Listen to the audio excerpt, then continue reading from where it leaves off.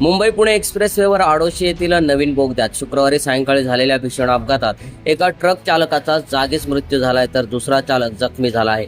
ट्रकने समोरील ट्रकला पाठीमागून जोरदार धडक दिल्यानंतर नियंत्रण सुटून सुरक्षा कठड्याला धडक देत ट्रक पलटी झाल्याने ही दुर्घटना घडली. मिळालेल्या माहितीनुसार ट्रक क्रमांक MH43Y6936 हा चालक मोहम्मद इब्राहिम जावेद वय वर्ष 32 राहणार बरेली उत्तर प्रदेश हा पुण्याहून मुंबईकडे जात होता. आडोशी येथील नवीन बोगद्यात पोहोचल्यावर चालकाचे वाहनावरील नियंत्रण सुटले. त्यामुळे त्याने समोरील MH46F5913 या ट्रकला पाठीमागून जोरदार धडक दिली. या धडकेनंतर ट्रक पुढे जाऊन सुरक्षा कठड्याला आदळला आणि एक्सप्रेसवेवर पलटी झाला. या भीषण अपघातात ट्रकच्या केबिनमध्ये चालक मोहम्मद जावेद अडकला आणि त्याचा जागीच मृत्यू झाला.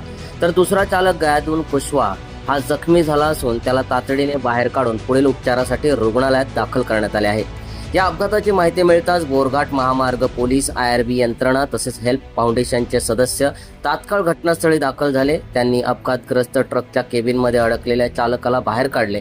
तसेच दोन्ही अपघातग्रस्त वाहने बाजूला करून एक्सप्रेसवेवरील वाहतूक कोंडी पुन्हा सुरळीत केली.